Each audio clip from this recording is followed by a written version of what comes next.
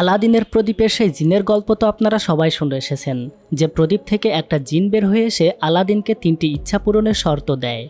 আর এর ফলে সে সামান্য একটি চোর থেকে হয়ে যায় বিরাট ধনী রাজপুত্র। আর সে তার দেশের রাজকন্যাকে বিয়ে করার জন্য কত কিছুই না করে। কিন্তু জানেন কি, আলাদিন সেই জাদুর প্রদীপ কিভাবে পেয়েছিল, আর ওই প্রদীপের জিনের কাছে তার 3টি ইচ্ছা কি কি চেয়েছিল? জানতে হলে আপনাকে দেখতে হবে এই অসাধারণ মুভিটি। আলাদিন নামের এই মুভিটি দেখতে দেখতে আপনি হারিয়ে যাবেন সুন্দর একটি জগতে। তো চলুন বেশি দেরি না করে শুরু করা যাক আলাদিনের প্রদীপের সেই অদ্ভুত গল্প। বহু বছর আগে আগ্রাবা নামক একটি রাজ্য ছিল। সেই রাজ্যেই আলাদিন নামের একটি ছেলে ছিল, যার প্রধান কাজ দোকানে দোকানে চুরি করে বেড়ানো। তার আবার একটি চালাক বানর ছিল। তার বানরটি আলাদিনের চেয়েও বড় চোর ছিল। বানরটির নাম ছিল আবু। তবে আলাদিন এবং বানরটার বন্ধুত্ব খুবই ভালো ছিল, এবং আলাদিন সবসময়ই তার বানরটাকে সাথে করে নিয়ে বেড়াতো। ওই রাজ্যের বাজারে একদিন একটি মেয়ে ঘুরে বেড়াচ্ছিল। ওই সময় একটি রুটির দোকানের সামনে 2টি ক্ষুধার্ত বাচ্চা দাঁড়িয়েছিল। তাদের দেখে মেয়েটির দোকান থেকে রুটি নিয়ে বাচ্চা দুটিকে দিয়ে দেয়। এতে করে দোকানদার মেয়েটির কাছে টাকা চায়, কিন্তু ওই মেয়েটির আসলে কোনো টাকাই ছিল না। তাই দোকানদার মেয়েটির হাত থেকে তার ব্রেসলেটটি কেড়ে নিতে চায়। এমন সময় সেখানে আলাদিন এসে উপস্থিত হয়। দোকানদার লোকটি আলাদিনের কাছে ঘটনা খুলে বললে সে মেয়েটির হাত থেকে তার ব্রেসলেটটি খুলে নিয়ে দোকানিকে দিয়ে দেয়। এতে করে মেয়েটি খুব রেগে যায় এবং আলাদিনের পিছু নেয়। তবে তখনই আলাদিন মেয়েটির কাছে তার সেই ব্রেসলেটটি দিয়ে দেয়। এটা দেখে মেয়েটি তো অবাক হয়ে যায়। আসলে আলাদিন যখন দোকানের দিকে একটি আপেল ছুঁড়ে দিয়েছিল, ঠিক তখনই সে ওই লোকটির পকেট থেকে ব্রেসলেটটি চুরি করে নিয়েছিল। আলাদিন চলে গেলে লোকটি তার পকেটে হাত দিয়ে দেখতে পায় সেখানে ব্রেসলেটটি নেই। সাথে সাথে সে তার লোকজনকে খবর দেয় এবং আলাদিনকে ধরতে বলে। আলাদিন মেয়েটিকে নিয়ে দৌড়ে সেখান থেকে পালিয়ে যায়। তারা কোনোভাবেই আলাদিন এবং ওই মেয়েটিকে ধরতে পারে না। আলাদিন ছিল খুবই কৌশলী একজন চোর। সে যেখানে সেখানে ইচ্ছে মতো ঝাঁপ দিতে পারত এবং যা খুশি তাই করতে পারত। এদিকে পালিয়ে এসে সে যখন আবারও মেয়েটির সাথে মিলিত হয়, তখন সে মেয়েটিকে তার থাকার জায়গায় নিয়ে আসে। আলাদিনের নিজস্ব কোনো বাড়ি ছিল না, তাই সে শহরের একটি পুরনো বিল্ডিংয়ের ছাদে থাকতো। আর এখান থেকে শহরটি দেখে মেয়েটি তো অবাক হয়ে যায়। আলাদিন যখন মেয়েটিকে তার নাম জিজ্ঞেস করে, তখন সে বলে, আমার নাম ডালিয়া। তবে আলাদিন খুব সহজেই বুঝে ফেলে সে রাজদরবারে থাকে, কারণ তার হাতে যে ব্রেসলেটটি আছে সেই রকম ব্রেসলেট রাজদরবারের লোকেরাই শুধুমাত্র পরে থাকে। কিন্তু ডালিয়া আলাদিনকে বলে সে রাজদরবারে ঠিকই থাকে, কিন্তু সেখানে ও একজন কাজের মেয়ে বা দাসী হিসেবে কাজ করে। আলাদিন তার এই কথা বিশ্বাস করে। এরপর তারা দুজন যখন কথা বলছিল, তখন মেয়েটি বন্দরের দিকে তাকিয়ে দেখতে পায় সেখানে একটা রয়্যাল শিপ আসছে। আর এটা দেখে সে দ্রুত রাজদরবারে ফিরে যেতে চায়। আলাদিন তাকে নিয়ে যায়। তারপর ফিরে যাওয়ার সময় মেয়েটি আলাদিনের কাছে তার ব্রেসলেটটি চায়, কিন্তু আলাদিন তার পকেটে খুঁজে দেখে সেটা কোথাও নেই।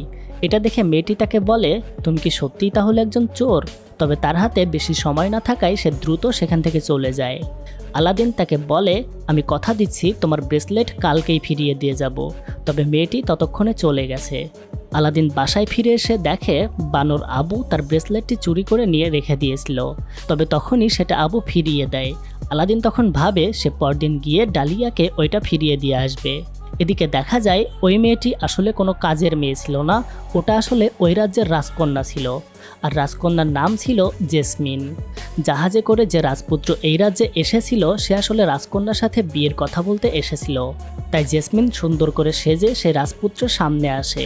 কিন্তু রাজপুত্রের সাথে কিছুক্ষণ কথা বলার পরে জেসমিন বুঝতে পারে এটা একটা মাথা মোটা রাজপুত্র।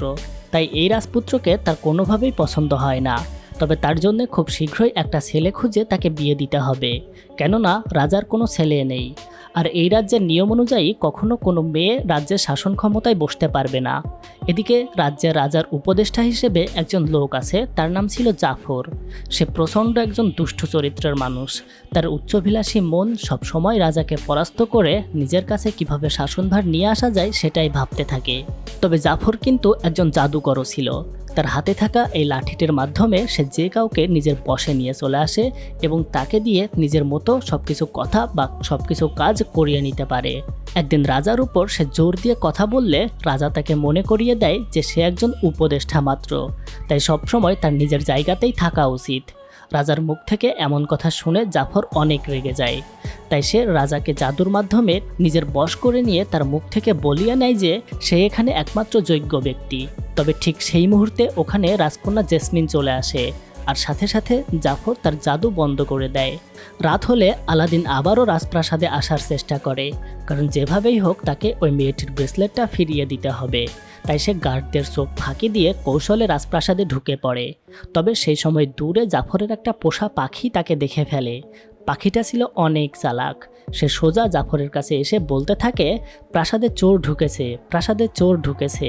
তার এমন কথা বলতে শুনে জাফর নিচের দিকে তাকিয়ে দেখতে পায় একটা ছেলে খুব দ্রুত তাদের প্রাসাদের দিকে লাফিয়ে লাফিয়ে চলে আসছে।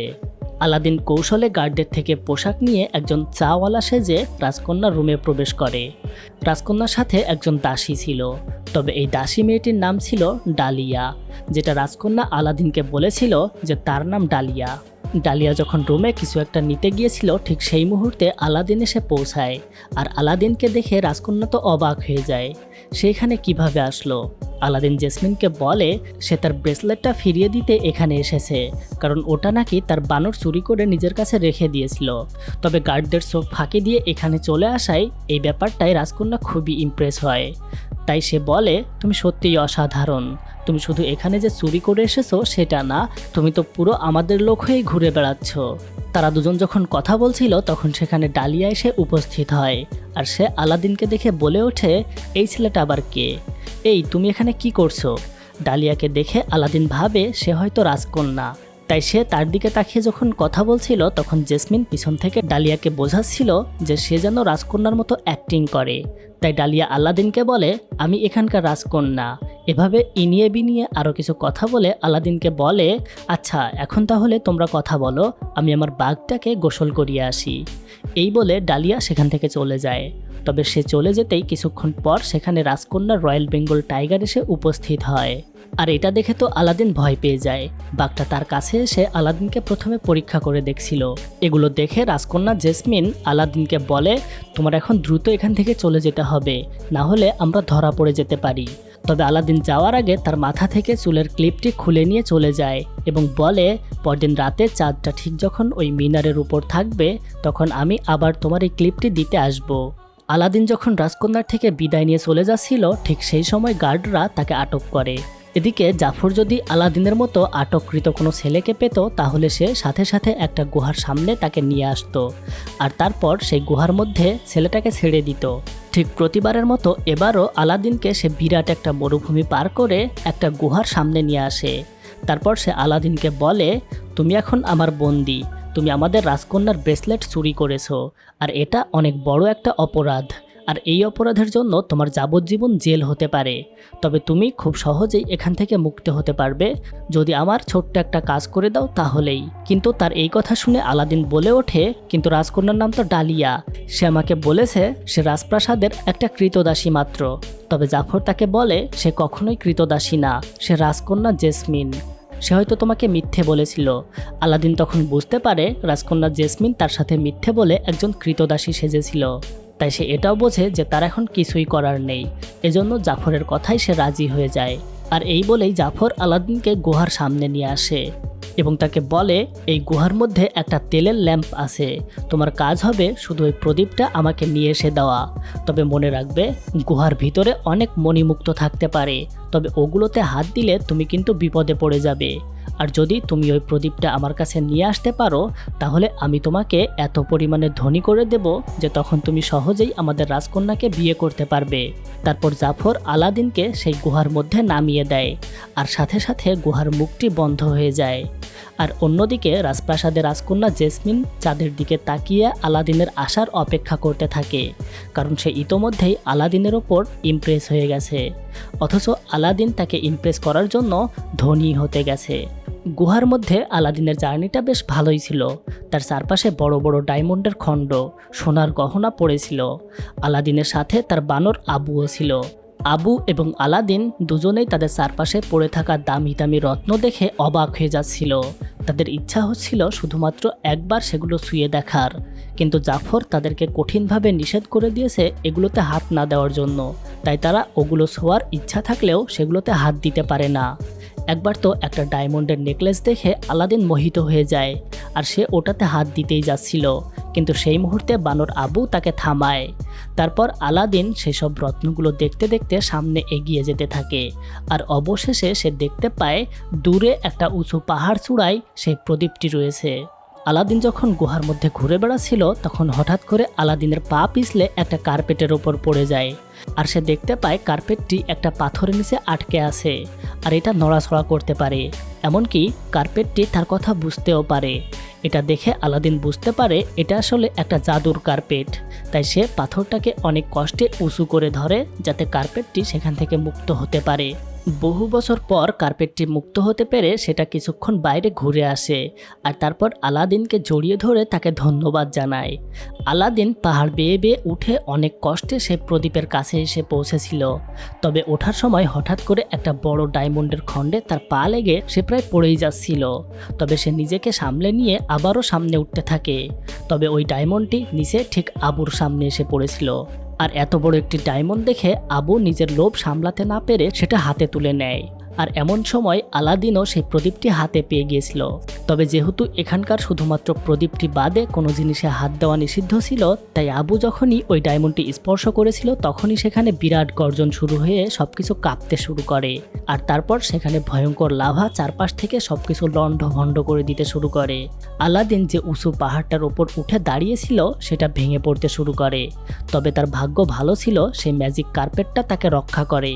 কার্পেটের উপর উঠে সে দ্রুত আবুর কাছে যায় এবং আবুকে তুলে নিয়ে কার্পেটটি গুহার মুখের দিকে এগিয়ে আসতে শুরু করে। কার্পেটটি আলাদিনকে গুহার মুখে এনে ফেলে দেয়। আলাদিন দেখতে পায় গুহার মুখে এখনও জাফর দাঁড়িয়ে আছে। আলাদিনকে দেখেই জাফর বলে, তুমি দ্রুত প্রদীপটি আমার কাছে দিয়ে দাও, কিন্তু আলাদিন তাকে আগে এখান থেকে উপরে ওঠাতে বলে, কিন্তু জাফর এটাতে রাজি হয় না, তাই আলাদিন বাধ্য হয়ে তাকে প্রদীপটি দিয়ে দেয়। প্রদীপটি হাতে পেয়ে জাফর ওটা নিজের পকেটে রেখে আলাদিনকে লাথি দিয়ে নিচে ফেলে দেয়। তবে বানর আবু জাফরকে আক্রমণ করে, তবে তাতেও কোনো লাভ হয় না। জাফর বানরটিকেও নিচে ফেলে দেয়, কিন্তু আবারও ওই কার্পেটটি তাদের রক্ষা করে এবং একটি সুরক্ষিত জায়গায় তাদেরকে নামিয়ে দেয়। আর এদিকে জাফর কিছুটা দূরে এসে নিজের পকেটে হাত দিয়ে দেখতে পায় প্রদীপটি তার পকেটে নেই, অর্থাৎ বানরটি তার পকেট থেকে সেটা চুরি করে নিয়েছে। প্রদীপটি হাতছাড়া হওয়ায় জাফর ক্রুদ্ধ হয়ে চিৎকার করে ওঠে। আর গুহার মধ্যে আবু যখন আলাদিনের কাছে ওই প্রদীপটি বের করে দেয় তখন সে কিছুই বুঝে উঠতে পারে না যে এই প্রদীপ দিয়ে আসলে কি হয়। তবে আলাদিন এখান থেকে বের হওয়ার রাস্তা খুঁজতে থাকে। তখন সে কার্পেটটিকে জিজ্ঞেস করে, এই কার্পেট, তুমি কি এখান থেকে বের হওয়ার রাস্তা জানো? কার্পেট তখন বারবার ওই প্রদীপটির দিকে ইশারা করতে থাকে, তবুও আলাদিন কিছুই বুঝতে পারে না যে সে কি বোঝাতে চাচ্ছে। তখন আলাদিন প্রদীপের দিকে ভালো করে তাকিয়ে দেখতে পায় এটা তো চমৎকার একটা প্রদীপ, তবে প্রদীপটিতে কিছুটা ধুলা পড়েছে এবং ময়লা জমে আছে, তাই সে ওটা হাত দিয়ে পরিষ্কার করার জন্য ঘষতে শুরু করে। আর এমন সময় একটা চমৎকার ঘটনা ঘটে। আলাদিন দেখতে পায় হঠাৎ করে ল্যাম্পের মধ্য দিয়ে প্রচুর ধোঁয়া বের হয়ে আসছে, আর ওই ধোঁয়ার মধ্য থেকে হঠাৎ করে একটা বিরাট দানব বের হয়ে এসেছে। আলাদিন নিজের সামনে এত বড় একটি দানব দেখে হা হয়ে যায়, তার মুখ থেকে আর কোনো কথাই বের হয় না। দানবটি তখন বলতে শুরু করে, আমি এই প্রদীপে থাকা একটা শক্তিশালী জিন, তবে আমি এই প্রদীপের মালিকের কাছে দায়বদ্ধ তার 3টি ইচ্ছা পূরণ করার ব্যাপারে। এই প্রদীপের মালিক, প্লিজ আমার কাছে তোমার 3টা ইচ্ছা জানাও। এগুলো শুনে আলাদিন কিছুই বুঝতে পারে না যে ওই জিনটি কোন ইচ্ছার কথা বলছে। এত বড় একটা দানব দেখে আলাদিন প্রথমেই তাকে জিজ্ঞেস করে, তুমি কি একটা দানব, আমাকে খেয়ে ফেলতে এসেছো? তখন জিনটা বলে, আমি কোনো দানব না, তবে আমি ইচ্ছা করলে ছোট হতে পারি। এই বলে সে একজন মানুষের সমান আকৃতির হয়ে যায়। আর তারপর সুন্দরভাবে আলাদিনকে একটি গানের মাধ্যমে বুঝিয়ে দেয় তার কাছে যে প্রদীপটি আছে ওই প্রদীপটির যে মালিক হবে আমি তার কথাই শুনতে বাধ্য, কারণ আজ থেকে কয়েক হাজার বছর আগে আমি একটা অপরাধের জন্য এমন শাস্তি পেয়েছি, আর তারপর এই প্রদীপের মধ্যে বন্দী হয়ে গেছি। সেই থেকেই এই প্রদীপের মধ্যেই আমাকে থাকতে হয়, আর ওই প্রদীপের মালিক প্রদীপটিতে ঘষা দিলে আমি বের হয়ে আসি, আর তার 3টি ইচ্ছা আমি পূরণ করে দিতে পারি। তবে যদি তার 3টা ইচ্ছা পূরণ হয়ে যায় তাহলে আমি তার আর কোনো কথা শুনতে বাধ্য নই। যদি তখন আবার নতুন কোনো মালিকের হাতে ওই প্রদীপটি পড়ে তাহলে আমি আবার তার 3টা ইচ্ছা পূরণ করে দিতে পারবো। জিনের এত কিছু বর্ণনার পর আলাদিন বুঝতে পারে এটা আসলে একটা জাদুর প্রদীপ, আর এই জিনটি ওই প্রদীপের মধ্যে বন্দি আছে। তাই এখন সে তার কাছে তার যে কোনো 3টা ইচ্ছার কথা জানাতে পারে। তবে ওই 3টা ইচ্ছার মধ্যে সে এমন কিছু বলতে পারবে না যে তাকে আরও কতগুলো ইচ্ছা দাও, কারণ শুধুমাত্র 3টা ইচ্ছাই শেষ। এবার আলাদিন তার প্রথম ইচ্ছাটি চাওয়ার জন্য প্রস্তুত হয়, আর অফিসিয়ালি তার প্রথম ইচ্ছাটা হয় তাকে এখান থেকে বের করতে হবে। আলাদিনের ইচ্ছা শোনার সাথে সাথে জিন তাকে গুহার বাইরে নিয়ে আসে, আর তাদের সাথে বানর আবু এবং ম্যাজিক কার্পেটও ছিল। এবার যখন জিনটা আলাদিনকে বলে তোমার কিন্তু শুধুমাত্র আর 2টা ইচ্ছা বাকি আছে, কারণ তুমি ইতোমধ্যেই একটা ইচ্ছা শেষ করে ফেলেছো। তবে আলাদিন তখন বলে তুমি ভুল বলছো, আমার এখনও 3টা ইচ্ছায় আছে, কারণ আমি তো তোমার কাছে যখন ওই ইচ্ছাটি চেয়েছিলাম তখন তুমি হয়তো খেয়াল করোনি প্রদীপটি আমার বানর আবুর কাছে ছিল, অর্থাৎ তুমি আবুর ইচ্ছা পূরণ করেছো।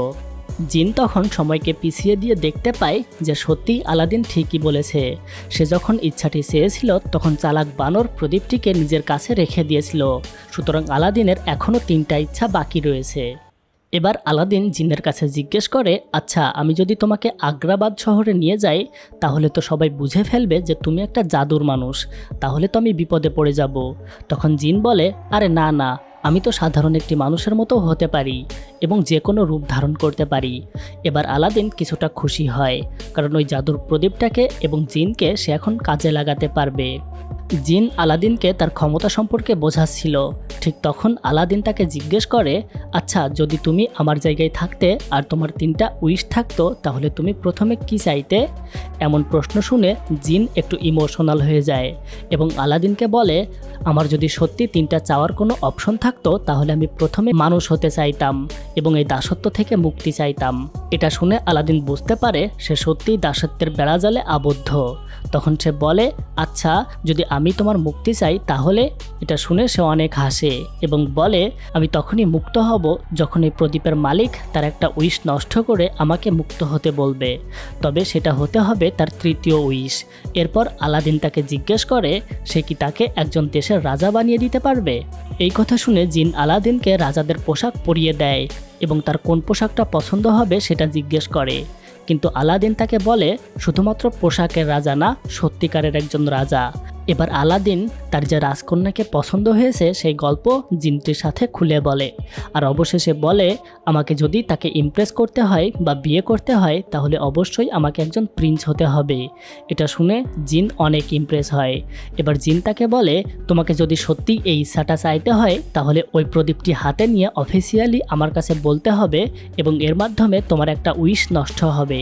আলাদিন তার এই ইচ্ছাটা জিনকে জানানোর সাথে সাথে জিন কাজে লেগে পড়ে। একজন প্রিন্স হতে হলে তাকে প্রথমে রাজাদের মতো পোশাক পরতে হবে, তাই সে আলাদিনকে সুন্দর একটা পোশাক পরিয়ে দেয় এবং আয়না দিয়ে তাকে দেখতে বলে। আর এই পোশাকটা পরে আলাদিন খুব মজা পায় এবং তার এটা অনেক পছন্দ হয়। এবার আলাদিন তাকে বলে কিন্তু সমস্যা হচ্ছে আমি তো ওই শহরের ছোট্ট একটা চোর ছিলাম, মানুষজন যদি আমাকে হঠাৎ করে এমন রাজা হয়ে যেতে দেখে তাহলে তো সমস্যা, তারা কি আমাকে চিনতে পারবে? তখন জিন বলে না, তারা তোমাকে চিনতে পারবে না, তবে আমরা তাদেরকে যেমনটা বলবো তারা তোমাকে তেমনটাই ভাবতে শুরু করবে। এই বলে জিন আলাদিনের নতুন একটি নাম দেয়, আর সেই নামটি হচ্ছে প্রিন্স আলী। কিন্তু সমস্যা সে কোথাকার প্রিন্স, তার দেশের নাম কি? এটা জিজ্ঞেস করতে জিন আলাদিনের দেশের নাম দেয় আবওয়াবা। এই নামটা শুনে তাদের সবারই বেশ পছন্দ হয়, তাই এবার ফিক্সড হয় সে হচ্ছে আবওয়াবা দেশের প্রিন্স আলী। সব কিছু ঠিকঠাক, এখন শুধুমাত্র তাদের দেশে গিয়ে একজন প্রিন্স হিসেবে রাজকন্যাকে বিয়ের প্রস্তাব দেওয়া বাকি। আর এজন্য আবুকে হাতি বানিয়ে দেওয়া হয় যাতে করে তার পিঠে উঠে তারা যেতে পারে। এদিকে আগ্রাবা শহরে যখন সবাই ব্যস্ত ছিল তখন হঠাৎ করে সবাই বুঝতে পারে সবকিছু কেমন কাঁপাকাঁপি শুরু হয়ে গেছে, মনে হচ্ছে অনেক ভারী কিছু তাদের সামনে এগিয়ে আসছে।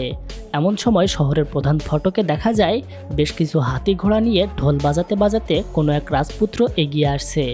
সেই প্রিন্সের লোকজনের মুখে সবার শুধু একটাই কথা, প্রিন্স আলীর জন্য রাস্তা তৈরি করে দাও। আর এরপরেই সেই প্রিন্সের মন্ত্রী সবাইকে প্রিন্সের প্রশংসা বলতে শুরু করে। কিন্তু শুধুমাত্র তাদের সাজসজ্জা দেখে এবং এত আয়োজন দেখে শহরের সবাই বুঝতে পারে এই রাজকুমার পৃথিবীর সবচেয়ে ধনী দেশের রাজকুমার। হয়তো তার এত পরিমাণে সম্পদ আছে যা গুণে কখনোই শেষ করা যাবে না। সবাই খুব আগ্রহ নিয়ে সেই রাজকুমারকে দেখার জন্য অপেক্ষা করতে থাকে। আর অবশেষে বিরাট একটা হাতির পিঠে চড়ে আসে রাজকুমার আলী। শহরের সুন্দরী সুন্দরী তরুণীরা রাজকুমার আলীকে দেখে হাত নাড়াতে থাকে, আর অন্যরা সবাই তার দিকে মুগ্ধ চোখে চেয়ে থাকে।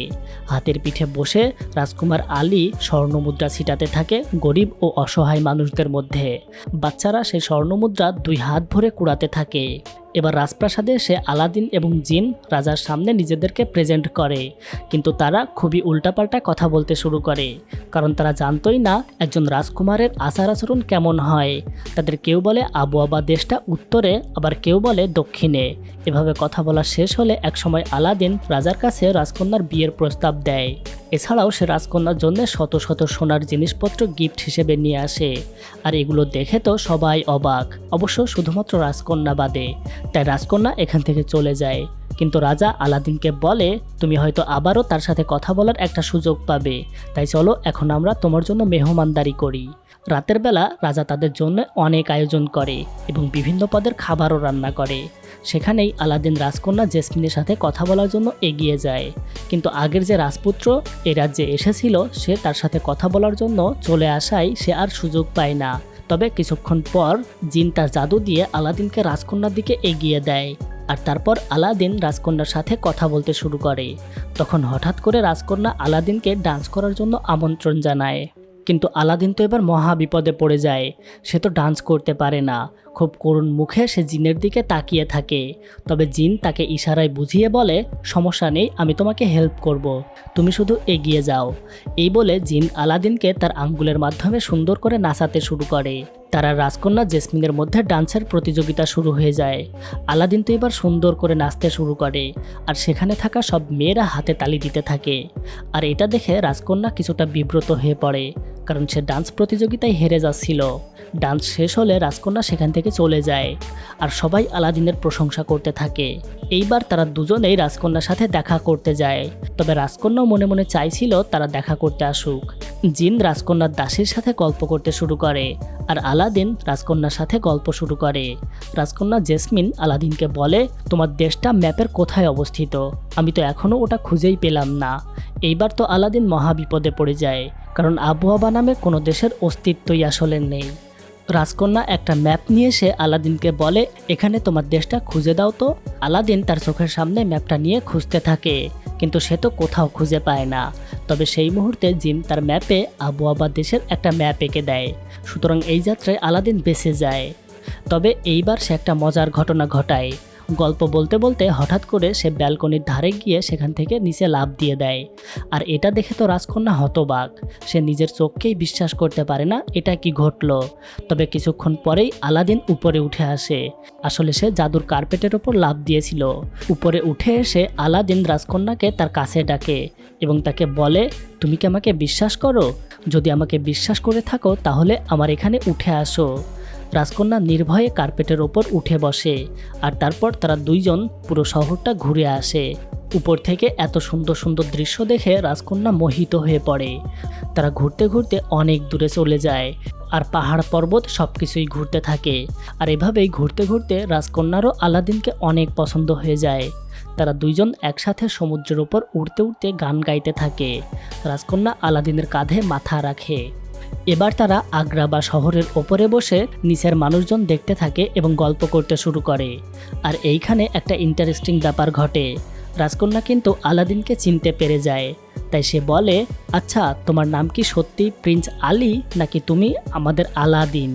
তবে আলাদিন এটা অস্বীকার করে এবং সে বলে, আমি আসলে কিছুদিন আগে তোমাদের শহরে এসেছি এবং একজন পথের ছেলে সেজে এখানে ঘুরে বেড়িয়েছি এবং তোমাদের শহরটাকে ভালোভাবে দেখেছি। কিন্তু আমার সত্যিকারের পরিচয় আমি একজন প্রিন্স, আর আমার নাম প্রিন্স আলী। তার এমন কথা শুনে রাজকন্যা তাকে বিশ্বাস করে যে সত্যি সে একজন রাজকুমার। এবার আলাদিন যখন রাজকন্যাকে তার রুমের সামনে নামিয়ে দেয় তখন রাজকন্যা তাকে সুন্দর একটা কিস করে। আর এই আনন্দে আলাদিন তো আত্মহারা হয়ে যায়। তবে তার এই আনন্দ খুব বেশিক্ষণ স্থায়ী হয় না, কারণ তারা যখন একসাথে ছিল তখন জাফরের ওই পাখিটা তাদেরকে দেখে যায় আর চালাক পাখি সব ঘটনা জাফরকে গিয়ে বলে দেয়। জাফর তার সৈন্যদেরকে দিয়ে আলাদিনকে ধরে নিয়ে একটা চেয়ারে বেঁধে সমুদ্রের পাশে দাঁড় করায় এবং তাকে বলে, তুমি কে, সত্যি করে বলো। আমার তো মনে হয় তুমি আলাদিন, আর যদি তুমি সত্যি কথা না বলো তাহলে আমি ব্যালকনি থেকে তোমাকে নিচে ফেলে দেব। আমি একজন জাদুকর, তাই আমি জানি তুমি তোমার ওই জাদুর কার্পেটটা কোথায় পেয়েছো। সুতরাং আমি তোমাকে যদি এখান থেকে ফেলে দিই আর যদি ওই জাদুর কার্পেটটা তোমাকে বাঁচাই তাহলে আমি বুঝতে পারবো তুমি সত্যিই আলাদিন, আর যদি সেটা তোমাকে না বাঁচায় তাহলে তুমি প্রিন্স আলী। এবার সত্যি করে আলাদিনকে জাফর নিচে ফেলে দেয় আর আলাদিন সোজা গিয়ে নিচে পানিতে পড়ে, কারণ এই যাত্রায় কার্পেট তাকে বাঁচাতে আসে না। সে যদি বাঁচাতে আসতো তাহলে আলাদিনের ধরা পড়ে যাওয়ার ভয় থাকতো। আলাদিন পানির নিচে প্রায় মারাই যাচ্ছিল, কিন্তু বানর আবু সেই কার্পেটে করে এসে প্রদীপটি আলাদিনের কাছে ফেলে দেয় আর আলাদিন কোনো রকমে সেটাই হাত ছোঁয়ালেই সেখান থেকে জিন বের হয়ে আসে। কিন্তু এখন সমস্যা হচ্ছে, জিনের কাছে তো প্রদীপের মালিকের ইচ্ছার কথা জানাতে হবে, না হলে সে তো কিছুই করতে পারবে না। কিন্তু আলাদিন ততক্ষণে জ্ঞান হারিয়ে ফেলেছে, এজন্য জিন সাথে সাথে ভাবতে শুরু করে কিভাবে তাকে বাঁচানো যায়। তাই সে একটা পেপার তৈরি করে যেখানে লেখা থাকে আলাদিন তার কাছে অফিসিয়ালি একটা ইচ্ছার কথা জানিয়েছে। আর এইভাবেই সে আলাদিনের হাতে একটা কলম দিয়ে সিগনেচার করিয়ে নেয় আর তারপর তাকে উপরে তুলে নিয়ে আসে। এর ফলে আলাদিন বেঁচে যায়, কিন্তু তার দুইটা ইচ্ছা শেষ হয়ে যায়। এদিকে জাফর রাজার কাছে এসে বলেছিল ওই রাজপুত্র পালিয়ে গেছে, তাই রাজা এটা রাজকন্যার কাছে বলতে আসে। তখন সেখানে আলাদিন এবং জিন এসে উপস্থিত হয়। রাজকন্যা তার বাবাকে বলে জাফর ওই প্রিন্সকে হত্যা করতে চেষ্টা করেছিল। এটা শুনে রাজা অনেক রেগে যায়, কিন্তু ঠিক সেই মুহূর্তে জাফর ওই রাজাকে তার জাদু দ্বারা বশ করে ফেলে। এবার রাজা সম্পূর্ণ দোষ প্রিন্স আলীকে দেয়, কারণ জাফর তার মুখ থেকে এটাই বলিয়ে নেয়। রাজার মুখ থেকে হঠাৎ করে এই কথাগুলো শুনে আলাদিন বুঝতে পারে সমস্ত জাদু জাফরের ওই লাঠিতে আছে। তাই আলাদিন জাফরের কাছ থেকে লাঠিটি কেড়ে নিয়ে সাথে সাথে সেটা ভেঙে ফেলে, আর এর ফলে তার জাদু নষ্ট হয়ে যায়। সুতরাং রাজাও আবার স্বাভাবিক অবস্থায় ফিরে আসে এবং সে তার সেনাপতিকে জাফরকে গ্রেপ্তার করতে বলে।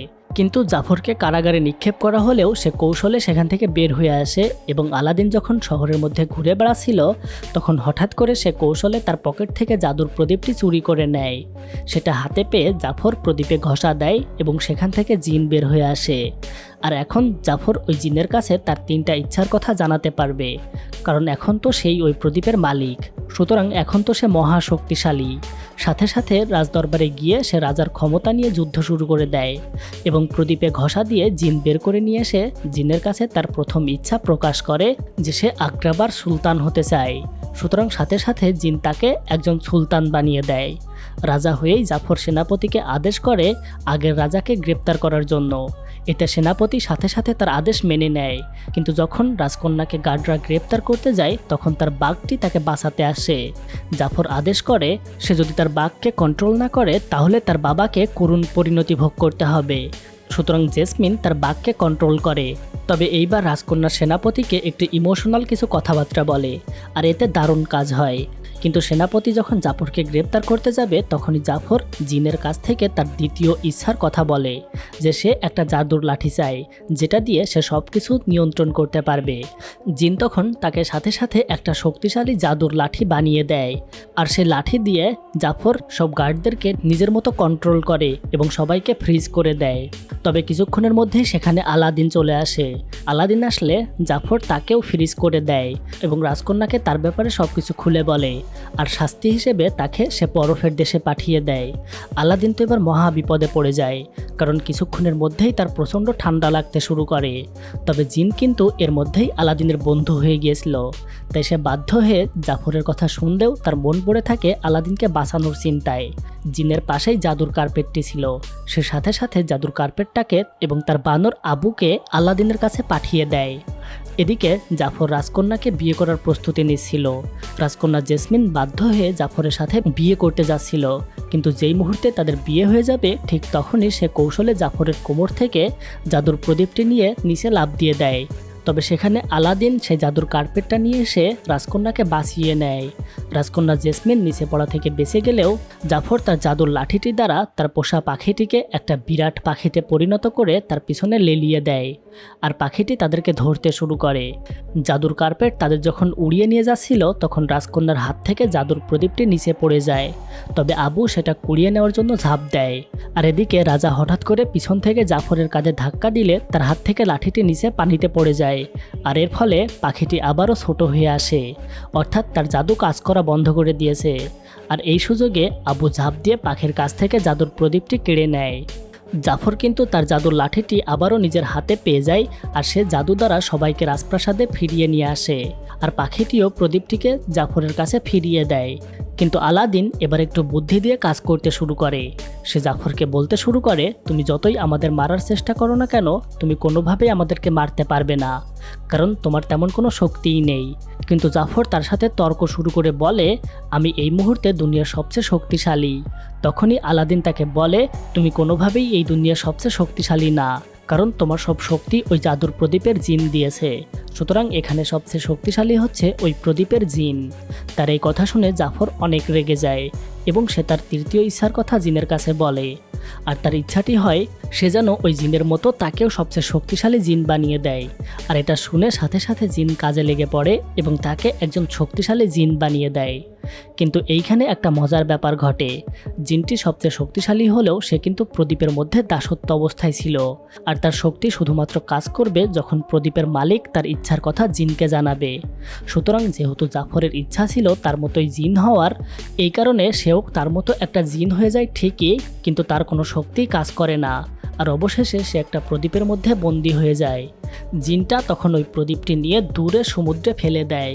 এখন সে ওখানে হাজার হাজার বছর পড়ে থাকবে যতক্ষণ না প্রদীপটি কোনো মানুষের হাতে পড়বে। সুতরাং এখন আর যখন কোনো শত্রু নেই, তাই রাজা তার রাজত্ব আবারও ফিরে পায় এবং সে আলাদিনের হাতটা রাজকন্যার হাতে ধরিয়ে দেয় এবং সাথে সাথে ঘোষণা করে তার মেয়েকে সে আলাদিনের সাথে বিবাহ দিবে। আর এই খুশিতে সবাই সেখানে খুবই খুশি হয়। তবে মনে আছে আলাদিনের এখনও একটা ইচ্ছা বাকি ছিল। আলাদিন এবার তার শেষ এবং তৃতীয় ইচ্ছাটি জিনের কাছে জানায়, আর তার ইচ্ছাটি ছিল জিনটি যেন এখন মুক্ত হয়ে মানুষে পরিণত হয়ে যায়। তাই সাথে সাথে ওই জিনটি একজন মানুষে পরিণত হয়ে যায় এবং তার সমস্ত জাদু শক্তিও ফুরিয়ে যায়। এরপর মহা ধুমধামে আলাদিনের সাথে রাজকন্যার বিয়ে সম্পন্ন হয়, আর জিনটি মানুষে পরিণত হয়ে রাজকন্যার দাসী ডালিয়াকে বিয়ে করে একটা ওয়ার্ল্ড ট্যুরে বের হয়। হ্যালো বন্ধুরা, এখানেই এই অসাধারণ ফ্যান্টাসি মুভিটি শেষ হয়ে যায়। তো ভিডিওটি কেমন লেগেছে জানাতে ভুলবেন না। তো দেখা হবে আরও একটা এক্সাইটিং কোনো মুভি নিয়ে। ততদিন পর্যন্ত ভালো থাকবেন, সুস্থ থাকবেন।